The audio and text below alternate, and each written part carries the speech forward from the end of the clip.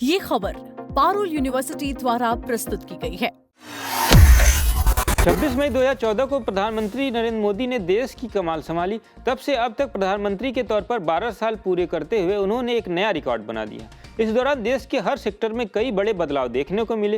हालांकि technology sector में पिछले कुछ वक्त में सबसे तेज बदलाव देखने को मिला है। यूपीआई ने बदली डिजिटल पेमेंट की दुनिया। मोदी सरकार के कार्यकाल में यूनिफाइड पेमेंट इंटरफेस यानी कि यूपीआई इस वक्त देश की सबसे बड़ी डिजिटल सफलता बनकर उभरा है।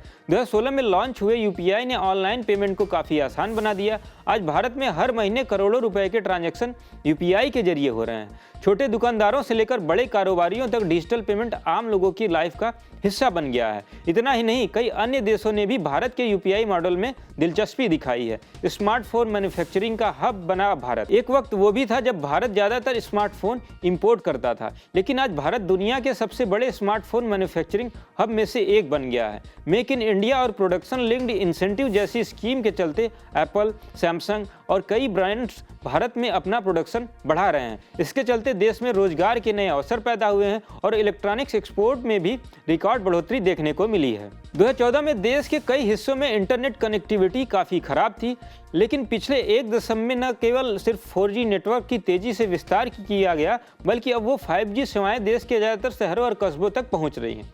सुपरफास्ट इंटरनेट स्पीड ने online education, health care, entertainment और डिजिटल सेवाओं को नई रफ्तार दी है। डिजिटल इंडिया अभियान के चलते आज कई सरकारी सेवाएं ऑनलाइन हो गई हैं। डिजी लॉकर, उमंग, कोविन और आधार बेस्ड सर्विस ने करोड़ों लोगों के लिए डॉक्यूमेंट वेरिफिकेशन और सरकारी स्कीम्स का लाभ लेना आसान बना दिया है। इससे काफ़ी ज़्यादा ट्रांसपेरेंसी बढ़ी है और सरकार काम भी तेज़ी से कर रही है। आपको जानकर हैरानी होगी कि मोदी सरकार के दौरान भारत वर्ल्ड का तीसरा सबसे बड़ा स्टार्टअप इकोसिस्टम बनकर उभरा है। फिनटेक, एडटेक, हेल्थ टेक और आर्टिफिशियल इंटेलिजेंस जैसी एरिया में तेजी से इन्वेस्टमेंट बढ़ रहा है। सरकार भी एआई, सेमीकंडक्टर और डीप टेक्नोलॉजी को बढ़ावा दे रही है और इसके लिए अब तक नई तकनीक पॉलिसी लेकर आ रही है। कुल मिलाकर देखा जाए तो पिछले 12 सालों में भारत का tech sector digital payment, mobile manufacturing, internet connectivity और स्टार्टअप इनोवेशन के एरिया में नई ऊंचाइयों पर पहुंच गया है।